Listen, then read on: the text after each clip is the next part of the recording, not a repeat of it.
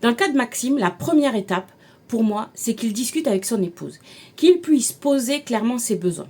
L'idée, c'est que Maxime peut préserver son énergie sans s'isoler complètement de sa famille, tout en préservant aussi le besoin de son épouse et de ses enfants. Avant le départ en vacances, il pourrait exprimer ses besoins de calme et de solitude à son épouse.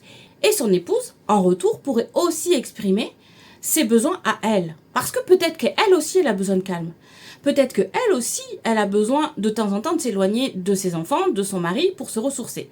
En fait, c'est ce qu'on appelle la prévention relationnelle. Anticiper, éviter les tensions. La première chose, c'est la communication pour co-construire un cadre. Maxime et sa compagne vont pouvoir convenir de temps rien que pour lui, rien que pour elle et rien qu'en famille. En fait, ces micro-rituels vont renforcer la régulation émotionnelle de l'un de l'autre. Ils savent dès à présent les moments qu'ils vont pouvoir passer seuls, en famille et chacun seul avec les enfants. La deuxième astuce, c'est faire de la solitude une ressource pour le couple. En rechargeant leur batterie chacun de leur côté, Maxime et son épouse vont revenir plus disponibles, plus apaisés, 100% disponibles à l'autre et aux enfants. Là, il faut bien comprendre que la solitude n'est pas une fuite, c'est vraiment de l'hygiène relationnelle. La troisième astuce, c'est poser un cadre souple, c'est-à-dire intégrer ces temps dans l'organisation des vacances sans rigidité et avec bienveillance. Il faut qu'il y ait vraiment un équilibre entre liberté individuelle et lien affectif avec la famille.